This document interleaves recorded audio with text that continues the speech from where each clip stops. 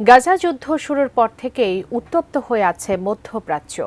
এই সংঘাতের মধ্যেই দুই চিরপ্রতিদ্বন্দ্বী ইরান ও ইসরায়েলের মধ্যে পাল্টা হামলার ঘটনাও ঘটেছে।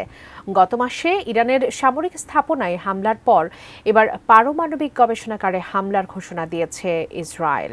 এরপরই ইরানের পক্ষ হয়ে কঠোর বার্তা দিয়েছে সৌদি আরব। কি বলল রিয়াদ? বিস্তারিত জানাচ্ছেন শেখ ফরিদ। ইসরায়েলের বিরুদ্ধে গাজায় গণহত্যার অভিযোগ এনে তীব্র নিন্দা জানিয়েছে সৌদি আরব। গাজায় ইসরায়েলি বাহিনী হত্যাযজ্ঞ শুরুর পর এই প্রথম প্রকাশ্যে এমন কঠোর প্রতিক্রিয়া দিয়েছেন সৌদি যুবরাজ মোহাম্মদ বিন সালমান। আরব নেতাদের এক সম্মেলনে লেবানন ও ইরানে ইসরায়েলের হামলারও সমালোচনা করেছেন তিনি। 11 নভেম্বর সৌদি আরবের রিয়াদে অনুষ্ঠিত হয় আরব ও মুসলিম বিশ্বের নেতাদের যৌথ এক শীর্ষ সম্মেলন।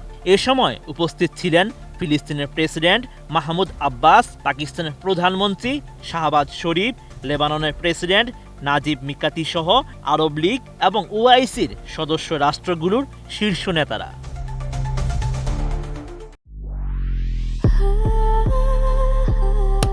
Walton Switch, stylish and elegant. সম্মেলনে দুই আঞ্চলিক প্রতিদ্বন্দ্বী রিয়াদ ও তেহরানের মধ্যে সম্পর্ক উন্নয়নের লক্ষণ প্রকাশ করেন সৌদি যুবরাজ। এ সময় পশ্চিম তীর ও গাজা থেকে ইসরায়েলি সেনাদের পূর্ণাঙ্গ প্রত্যাহারের আহ্বান জানান তিনি।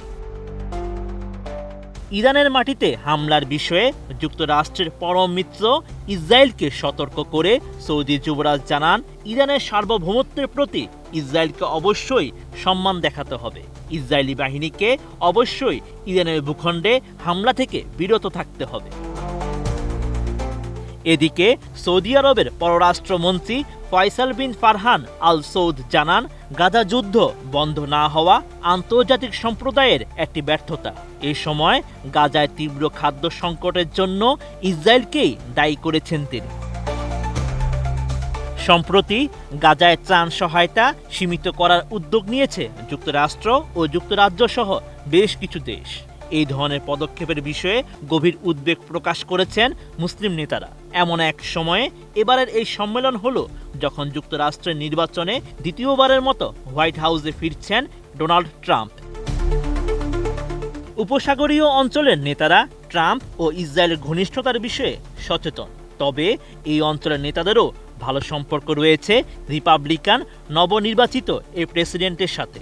আরব নেতারা চান একটি চুক্তির মাধ্যমে এই অঞ্চলের সংঘাত নিরসনে ট্রাম্প তার প্রভাব ব্যবহার করবে। জো বাইডেনের চেয়ে ট্রাম্পকে বেশি অনুকূল ভাবা হয় সৌদি আরবে। যদিও মধ্যপ্রাচ্য নিয়ে তিনি অতীতে যা করেছেন তা নিয়ে রয়েছে মিশ্র দৃষ্টিভঙ্গি। জেরুজালেমকে ইসরায়েলের রাজধানী হিসেবে স্বীকৃতি দিয়ে তিনি ইসরায়েলকে খুশি করলেও মুসলিম বিশ্বকে ক্ষুব্ধ করেছেন। I recognized Jerusalem as the capital of Israel. Sheikh Farid, ATN.